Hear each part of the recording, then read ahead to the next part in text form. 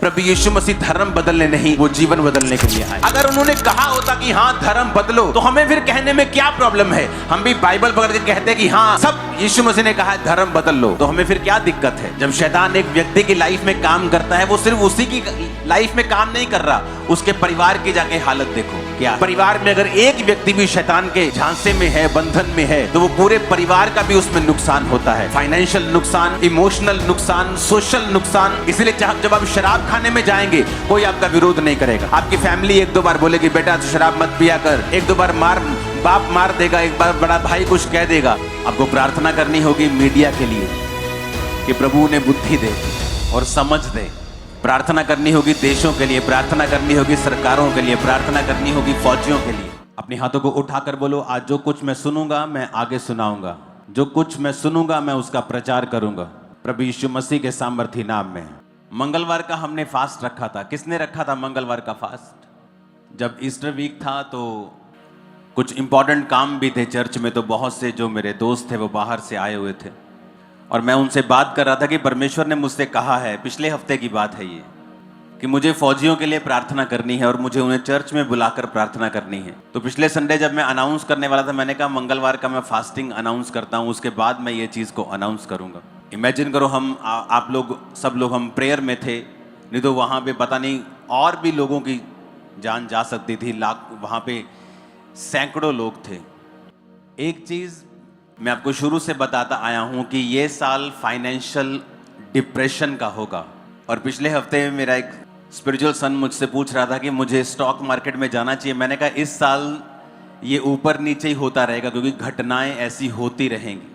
और उसके बाद फिर ये वाली घटना हो गई जो आतंकवादियों वाली।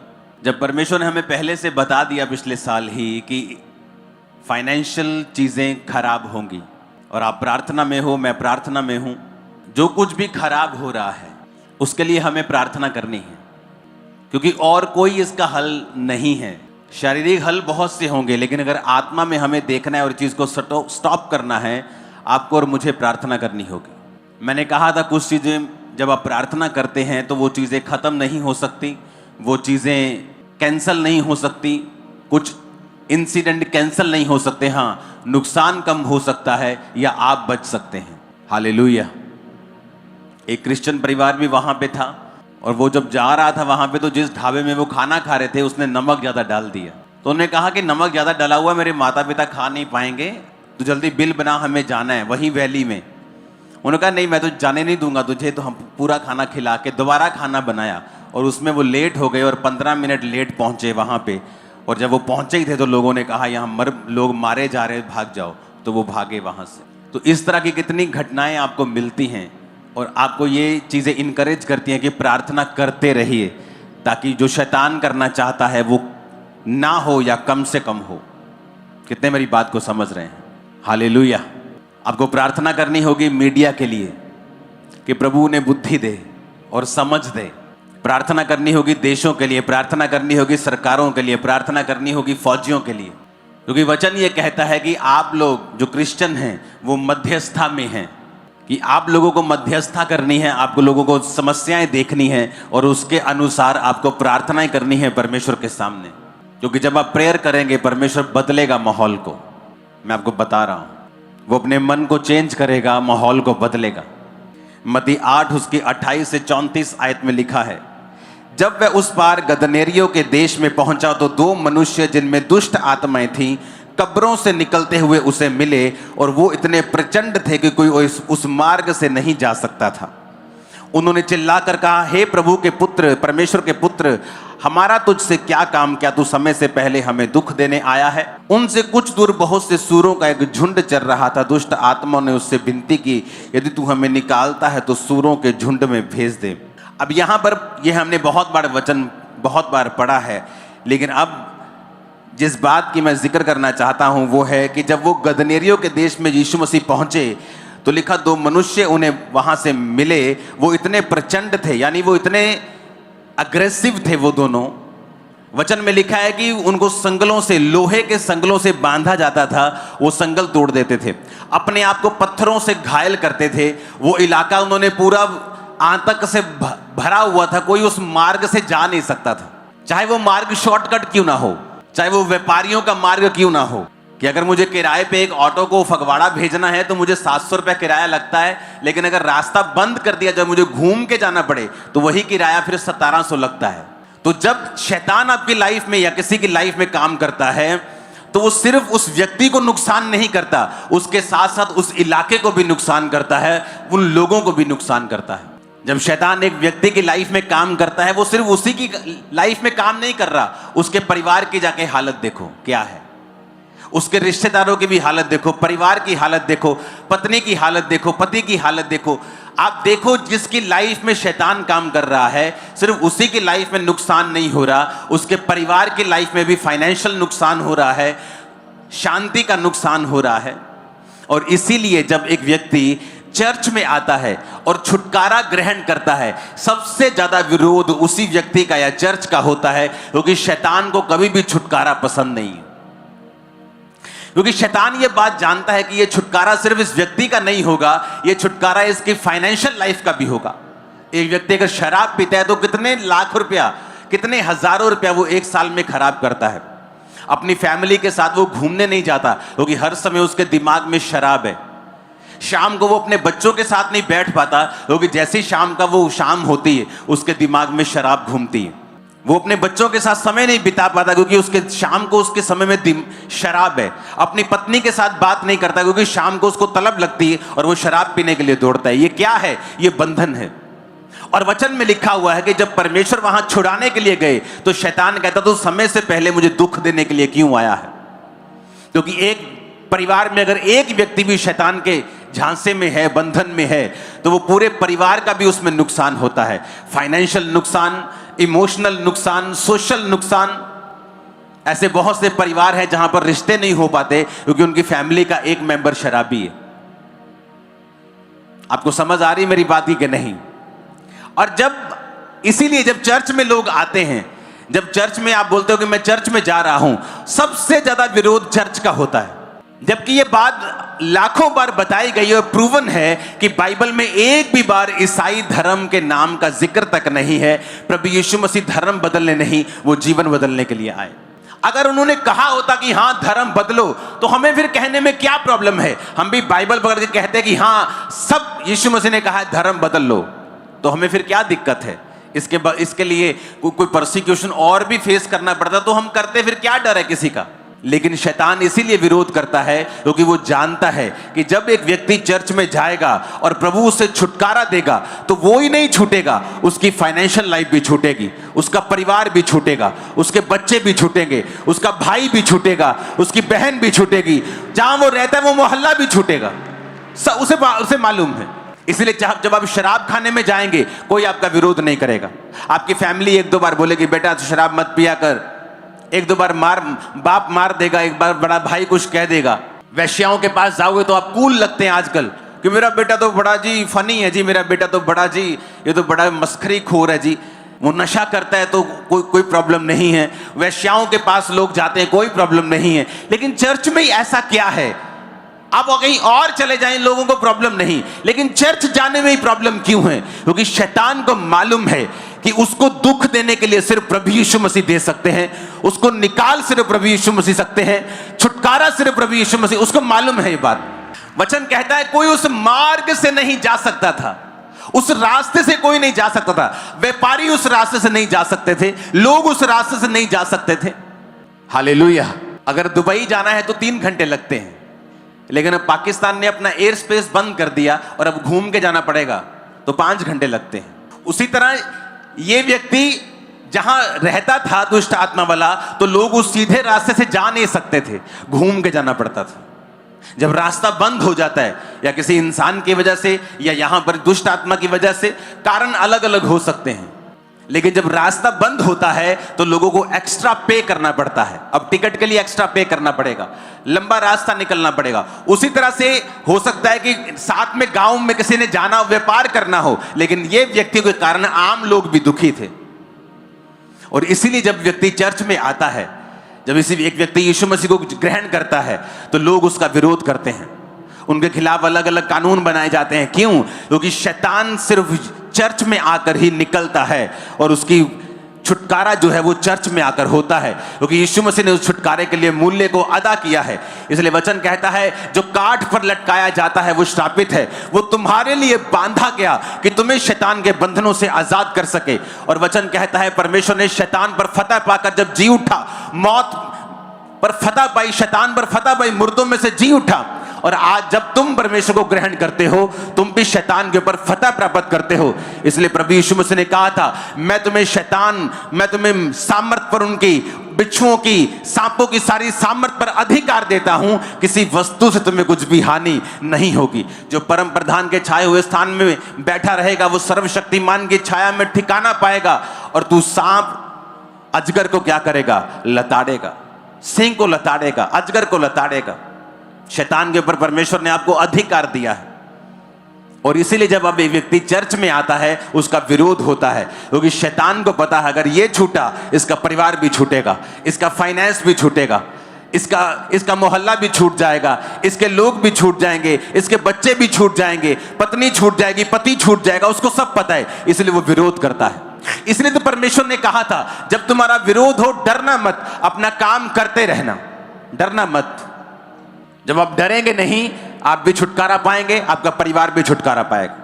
मेरे परिवार में जिन लोगों ने मुझे डराया और जिन लोगों ने मुझसे बात नहीं की कि तू परमेश्वर में चला गया, क्रिश्चियन बन गया, आज वही लोग उस छुटकारे का आनंद ले रहे हैं। अगर वो आज परमेश्वर में ना होते तो मैं आपको गारंटी देता हूं दुखी होते और हद के बीमार होते, क्योंकि आज वो खुद भी परमेश्वर में हैं तो प्रभु उनको साथ साथ चंगा करता है, उन्हें भी आजाद करता है, उन्हें भी छूता है। इन छुटकारों के हफ्तों में मेरा विश्वास है कि परमेश्वर आपके परिवारों को छुड़ाएगा, वो आपके फाइनेंस को भी छुड़ाएगा। इस डिलीवरेंस वीक्स में जो कुछ भी आपका बंधा हुआ है यीशु मसीह नासरी के नाम में वो छूटेगा। आमीन। ऊंचाई और आशीष आपकी होगी। हालेलुया। करना क्या है? आपको जीसस क्राइस्ट पे बिलीव करना है। जो कुछ परमेश्वर का वचन कहता है आपको उसे फॉलो करना है। आपको ये याद रखना है कि परमेश्वर ने अपने वचन को मुझे दिया है, मुझे उस वचन को पढ़ना है रोज, परमेश्वर के साथ एक समय को बिताना है रोज, और अपने छुटकारे को परमेश्वर से लेना है। आप छूटे, आपका परिवार भी छूटेगा, फाइनेंस भी छूटेगा। जब परमेश्वर ने इन लोगों को आजाद किया तो वो मार्ग भी आजाद हुआ, साथ में लोग भी आजाद हुए, साथ में उनके परिवार भी आजाद हुए, बहुत चीजें आजाद हुई। मल्टीपल डिलीवरेंस आपके परिवारों में और आपकी लाइफ में आता हुआ देख रहा हूं। आमीन। जितना ऊंचा ये ब्लेसिंग उतनी बड़ी है चर्च। Hallelujah, hallelujah. आपको यीशु मसीह के साथ अपने संबंधों को कायम करना है। इस बारे में मैं अब आपको टीचिंग दूंगा कि कैसे बाइबल के वचनों को आप अपने लिए जीवित कर सकते हो, आप अपने लिए उन्हें जीवित कर सकते हो। परमेश्वर ने वचन में लिखा है कि उसके कोड़े खाने से तुम चंगे हो चुके हो, लेकिन फिर भी क्रिश्चियन लोग बीमार रहते हैं, हाँ या ना? बाइबल में लिखा है, इसका मतलब ये नहीं है कि आप बीमार नहीं होंगे अगर उसने कोड़े खाए हैं तो, लेकिन वचन में ये लिखा है कि तुम्हें विश्वास करना होगा, उस वचन को मुझे पर्सनलाइज करना होगा, अपना बनाना होगा, उस वचन के साथ मुझे प्रार्थना करनी होगी, उसे इंडिविजुअल लेना होगा, व्यक्तिगत रूप के ऊपर लेना होगा, तो परमेश्वर मुझे छुटकारा देगा। कितने लोग हैं जिनके बच्चे नशा करते हैं? आपने कौन से वचन के साथ कब प्रार्थना की है कि परमेश्वर आपके बच्चों को छुटकारा दे? किस वचन के साथ आपने प्रभु से फाइट की है? क्योंकि जब मैं डिप्रेशन में था और जब मैं परमेश्वर में आने के बाद और ज्यादा बीमार हो गया था, आपको ये बात शायद मालूम नहीं, बहुत कम लोगों को। 2004 में मैं प्रभु में आया और 5 में जिस कारण मैं परमेश्वर में आया था, मेरी हालत उससे भी ज्यादा खराब हो गई थी।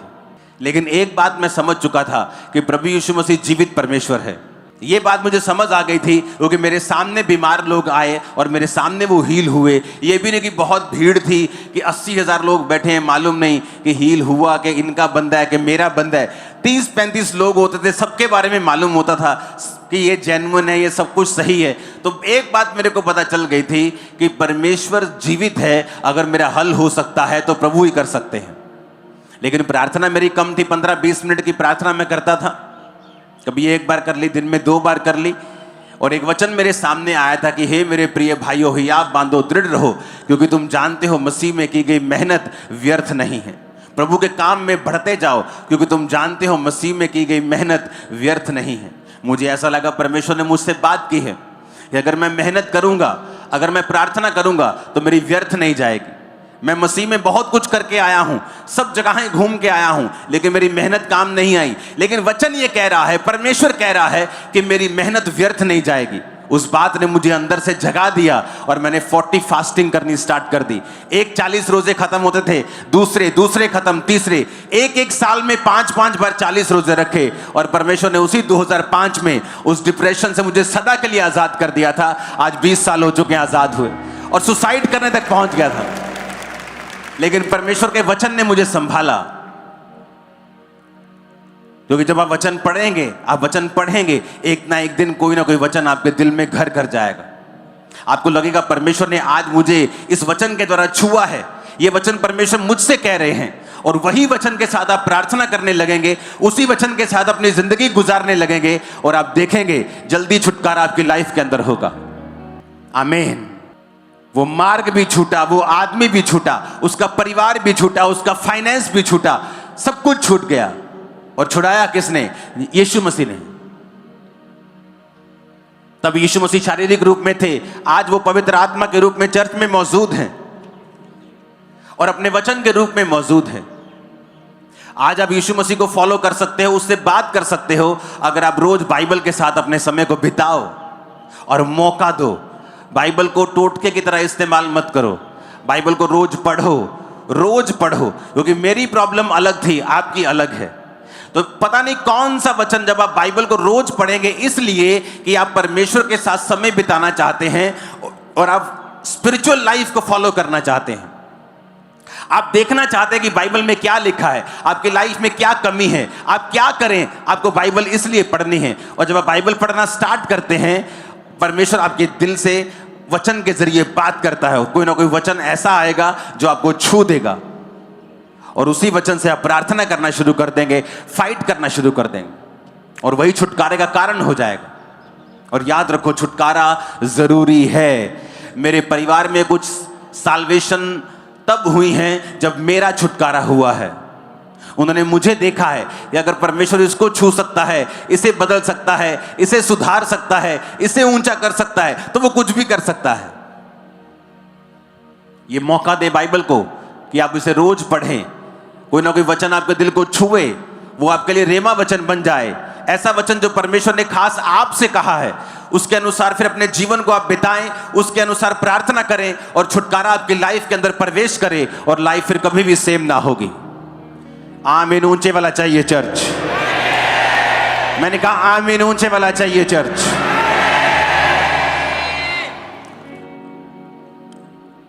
अपने पड़ोसी को बोलो, क्या तू छुटकारे के लिए तैयार है? क्योंकि छुटकारा जरूरी है। तो रोज बाइबल को पढ़, प्रार्थना कर, और यीशु मसीह को फॉलो कर, और तू और तेरा घराना छुटकारे को पाएंगे। आमीन। आमीन। ऊंचा 7 बार बोलो आमीन।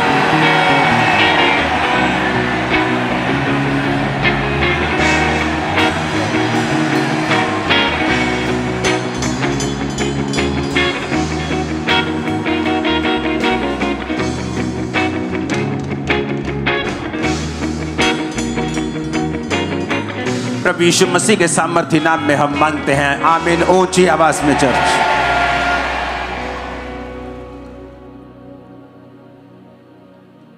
अपने घरों में अपने बच्चों को बाइबल पढ़ने की आदत डालें, वर्शिप करने की आदत डालें। परमेश्वर कहां रहता है? क्या लिखा है बाइबल में? कुछ लोग कहते हैं परमेश्वर स्वर्ग में रहता है। वचन कहता है स्वर्ग उसका क्या है? सिंहासन है, उसका ऑफिस है। वो आदमी अपने ऑफिस में नहीं रहता, वो घर आता है। और लिखा पृथ्वी उसके पैरों की क्या है? चौकी है। तो जो पैरों की चौकी है उसमें वो रह कैसे सकता है? जो उसका ऑफिस है उसमें वो रह कैसे सकता है? वचन कहता है परमेश्वर स्तुतियों के बीच में क्या है? विराजमान। आप जानते हैं क्यों क्रिश्चियन लोग आज कंफ्यूज रहते हैं, क्यों ऐसी स्टेट में रहते हैं जहां उनको ये नहीं मालूम कि मुझे अपनी लाइफ में क्या करना है। जल्दी निराश हो जाते हैं, डिस्करेज हो जाते हैं, ठंडे हो जाते हैं। क्यों? क्योंकि उन्हें ये मालूम नहीं कि मुझे क्या करना है। ना तो उनको अगुवाई मिलती है। अगुवाई क्यों नहीं मिलती? क्योंकि आपने अपने आप को बहुत से इस दुनिया के अफेयर्स में घुमाया हुआ और छुपाया हुआ है। जब भी आप देखेंगे आपकी लाइफ में छुटकारा आएगा ना, आपके अंदर से आएगा। आप संतरे के पेड़ को जितना मर्जी बाहर से जोर लगाओ, बाहर से आप संतरा लगा नहीं सकते, क्योंकि निकलेगा वो उसके अंदर से ही। उसी तरह से जो चेंज होगा, छुटकारा होगा, सबसे पहले आपके अंदर से शुरुआत होगी उसकी। लेकिन आज अगर एक क्रिश्चियन निराश क्यों है या वो कंफ्यूज क्यों है? क्योंकि उसे मालूम नहीं कि मुझे अपनी लाइफ में नेक्स्ट स्टेप कैसे लेना है। अब नेक्स्ट स्टेप क्या लेना है, मुझे कौन सी पढ़ाई करनी है, कौन सा बिजनेस करना है, कौन सा स्टेप लेना है, कब लेना है, ये मालूम क्यों नहीं? क्योंकि उनको ये नहीं पता कि परमेश्वर मुझसे चाहता क्या है। पता क्यों नहीं? क्योंकि परमेश्वर के साथ वैसा कनेक्शन नहीं है आपका।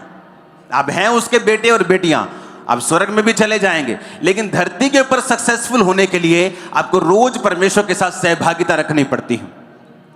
आप जानते हैं जब आप वर्शिप करते हैं, लोगों को लगता है, आप भी आज भी अगर चर्च में देखो, मैं सालों से कह रहा हूं, आज भी अगर आप चर्च में देखोगे तो 40% लोग वर्शिप के बाद आए होंगे चर्च में आज भी।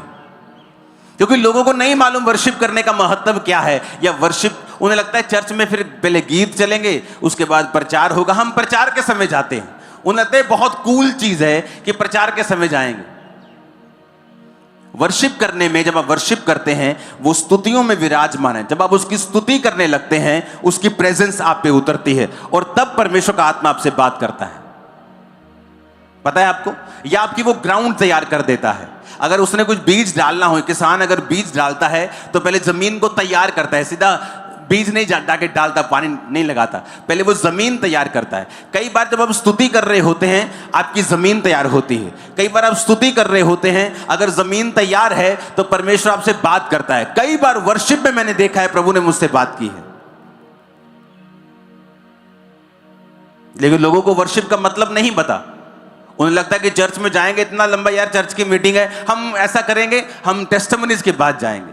कुछ लोग बोलते हैं टेस्टिमनी के टाइम जाएंगे, वर्शिप के बाद जाएंगे।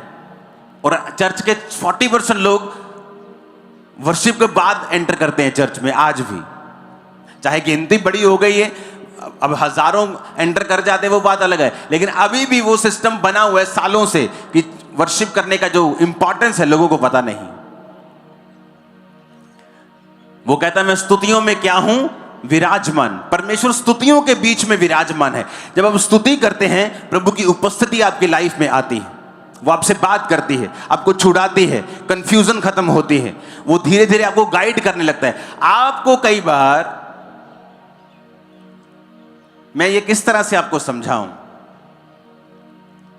आपको प्रैक्टिस करनी पड़ती है। किस चीज की? प्रभु के साथ रहने की। हमेशा कि आप वर्शिप कर रहे हैं, तब परमेश्वर की उपस्थिति को आप महसूस करते हैं। आप फिर बाइबल पढ़ते हैं, आप फिर प्रार्थना करते हैं, आप जाते जाते भी गैर भाषा में प्रार्थना करते हैं। आप प्रभु को लगातार इनवाइट कर रहे होते हैं और लगातार कॉन्शियस होते हैं कि परमेश्वर मेरे संग है, परमेश्वर मेरे संग है।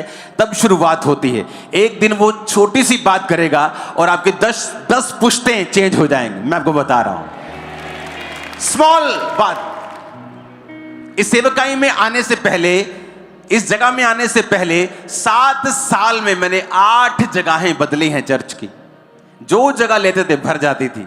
अब क्या करें, अगली जगह, अब जगह भर गई और पैसा नहीं था चर्च के पास कि अपनी जगह ले, तो रेंट पे होती थी। कभी कोई यूज करने के लिए देता था, कभी मेरा कोई पर्सनल छोटा सा प्लॉट था वो यूज किया, वो छोटा सा भरा।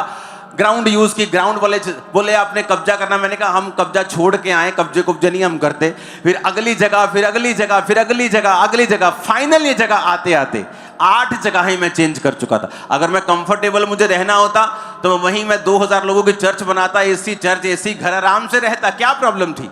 लेकिन जब परमेश्वर की वर्शिप आप करते हैं, लगातार प्रभु के साथ रहते हैं, वो आपको बताता है कौन सा स्टेप आपने कब लेना है। आपकी ग्रेटनेस परमेश्वर की उपस्थिति और उसकी बात के पीछे छुपी हुई होती है। और कितने लोग हैं जो घरों में वर्शिप करते हैं? बहुत कम। या आप रसोई में खाना बना रहे हैं और वर्शिप कर रहे हैं।